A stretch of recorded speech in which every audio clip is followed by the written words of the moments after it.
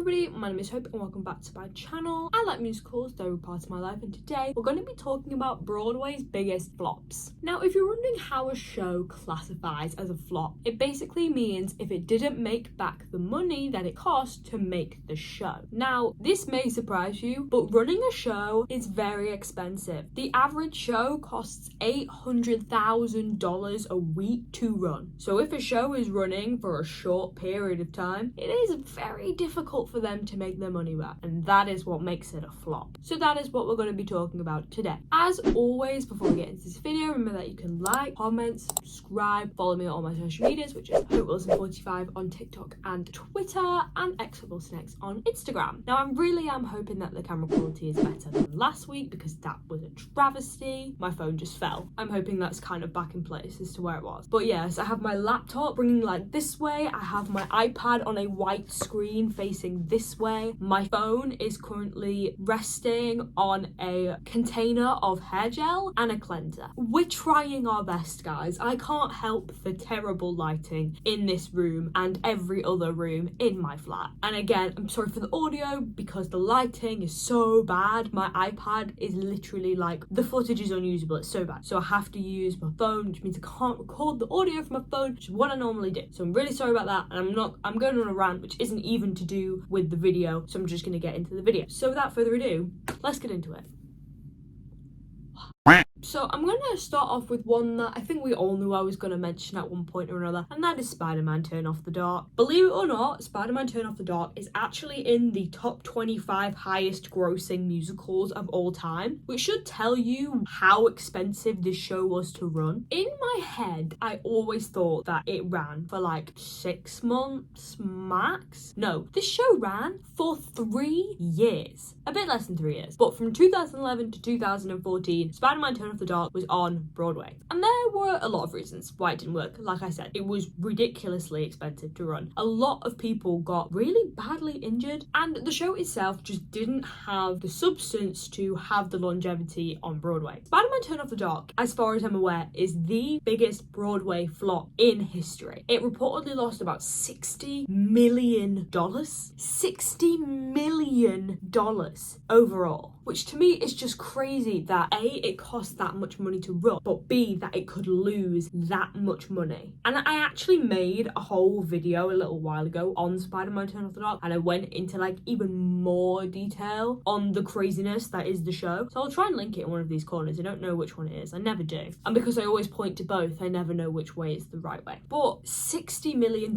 Broadway's biggest flop. And I don't think anyone is ever going to forget it. Okay, my second one is Big Fish. Big Fish essentially follows two different timelines. One of this guy called Edward Bloom and his like teenage years and young adult years where he meets the love of his life and he does all these like mystical adventure things and he's like this really, really good citizen. And the other one is him dying and his son becoming a parent for the first time. And essentially the show is questioning like what was true about this guy's life, what was not true, what like really matters in life. The premise is not objectively bad, but it is a bit clunky. So Big Fish opened on Broadway in September of 2014 and closed in December of the same year. So it was about a 3-4 month Broadway run. And there was nothing really specific about the show as to why it failed other than its pacing and its structure. I've seen a production of Big Fish and you understand both timelines, but the flashback timeline of Edward in his younger days doesn't really make a whole lot of sense as its own story, which is technically what it is. Although it's flashing to different parts of his life, it very much seems like this is all taking place in the span of a smaller amount of years than it actually is, making the show as a whole feel a bit messy and audience retention was declining. Now, like I said before, the average Broadway show cost $800,000 a week to run, and Big Fish only made over that number number once, and that was in its final week of performances. So even if the show cost less than that, the show at least lost around $5 million,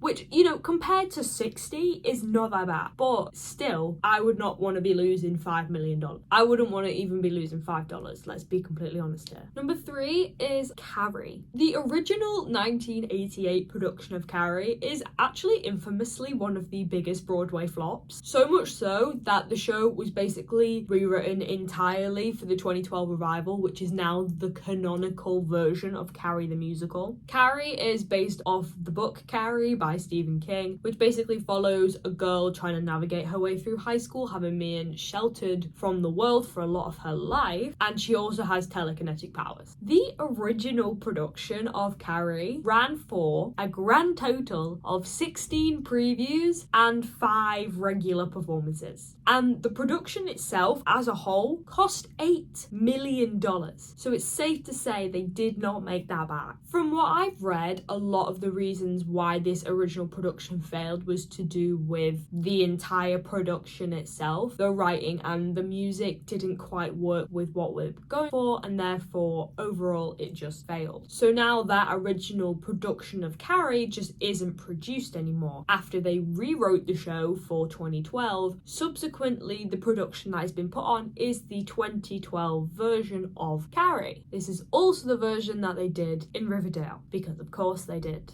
And this is a fun little fact. Lindsay Haitley, I hope I'm pronouncing that correctly, won a World Theatre Award for Best Broadway Debut for the original 1988 production of Carrie. And I think that just shows that even if your show sucks, it doesn't mean that you do. And I am very glad they rewrote it, because I'm a Carrie stan and I would love to be in that show. Number 4 is Catch Me If You Can. It's not a very good day for Norbert Leo Butz, because this is the second show on this list that I'm mentioning that had him in it. In Big Fish, he was Edward Bloom, and in Catch Me If You Can, he was Carl Hanratty, which is the character that Tom Hanks plays in the film. Because yes, this is another adaptation, and I think we're noticing a trend here. Stop defunding original musicals. I'm just saying, maybe they'll do a bit better. So Catch Me If You Can is based off a film which is based partially off of a true story about the real Frank Abagnale Jr., who conned many people into thinking that he was a person that he was not, and was subsequently chased by the police, eventually leading to his arrest. I always feel that if a show has a notoriety, you can never really class it as a flop, because the show was objectively successful within the musical theatre community. It just was not a commercial success. And honestly,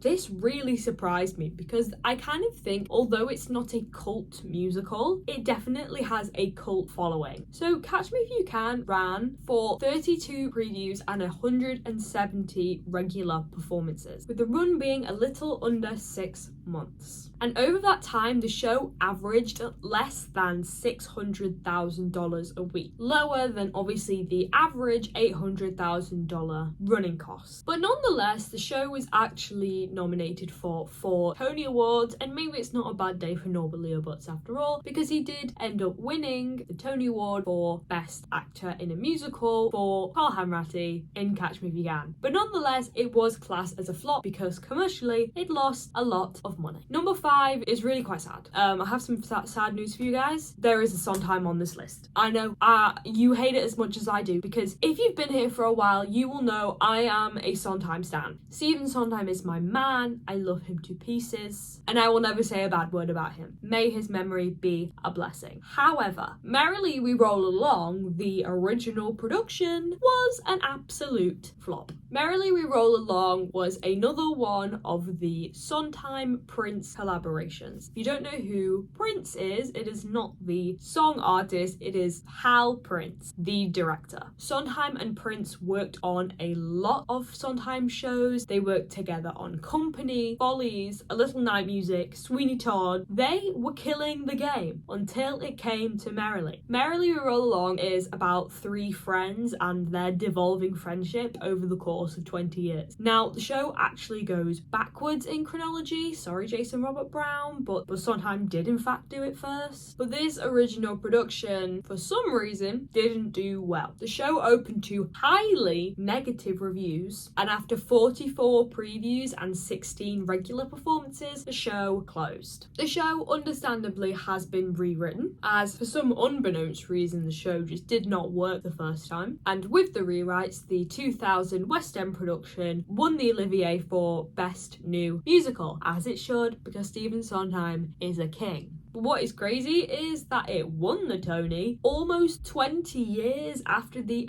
original production was created. But what I think is the most notable thing about Merrily We Roll Along is that Merrily is probably the most successful Sondheim Broadway musical in the last 5 or 10 years. In the last 5 years, we've had 4 Sondheim revivals on Broadway: Into the Woods, Sweeney Todd, Merrily We Roll Along, and Company. While many of these productions have been successful, Merrily blew out of proportion. The 2023 production of Merrily with Jonathan Groff, Lindsay Mendez, and Daniel Radcliffe was consistently playing to sold-out performances, with some of the tickets going up to $800.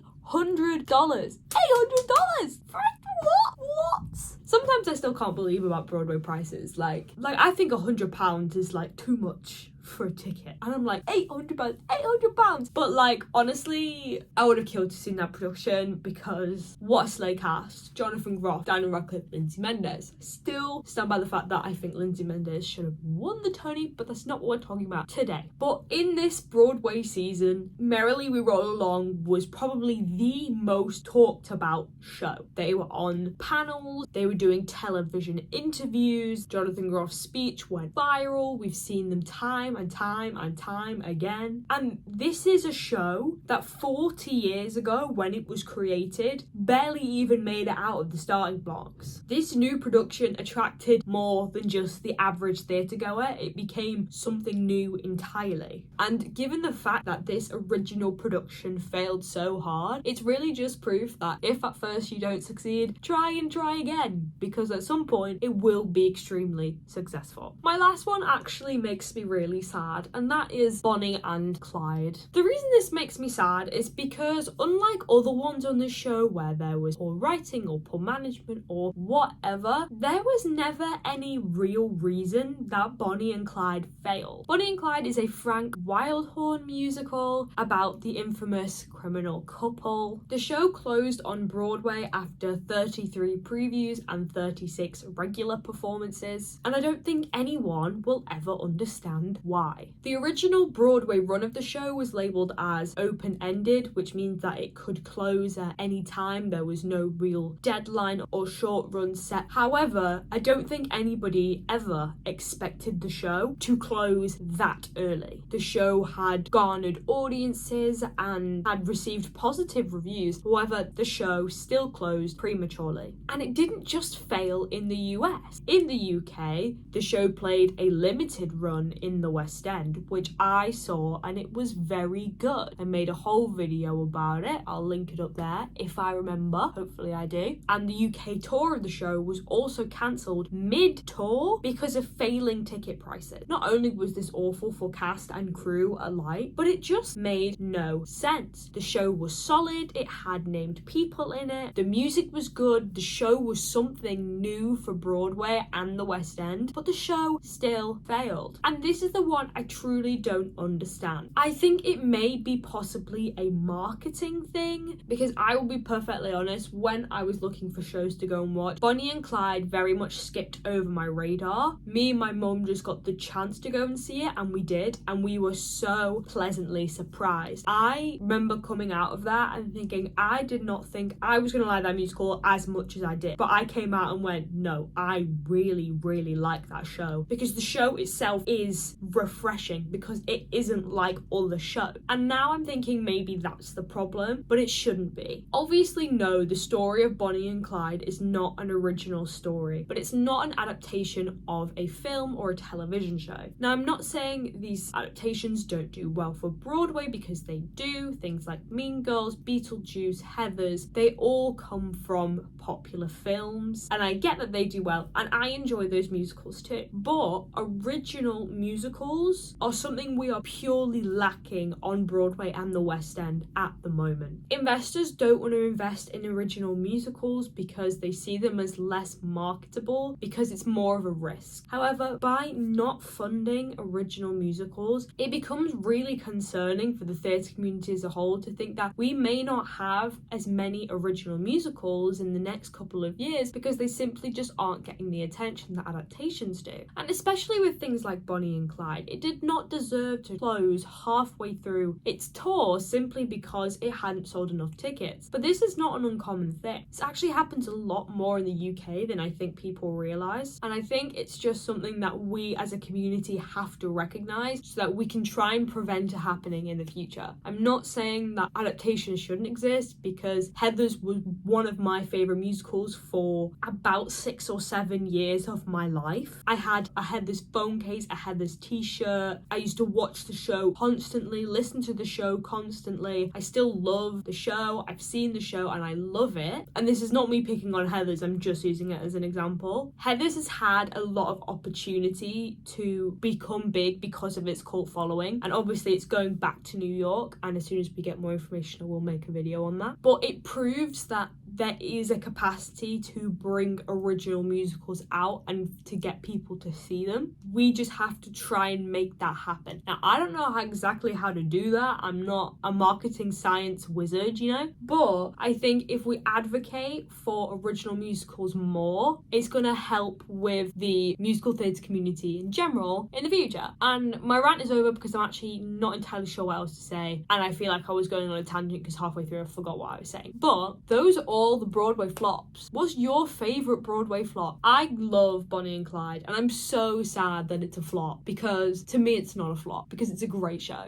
And obviously we love Mr. Stephen Sondheim, so we cannot bash him ever. But thank you so much for watching. Like this video if you like it, subscribe, follow me on social media, do all that fun stuff. Keep enjoying musicals as much as me, and I will see you in the next one.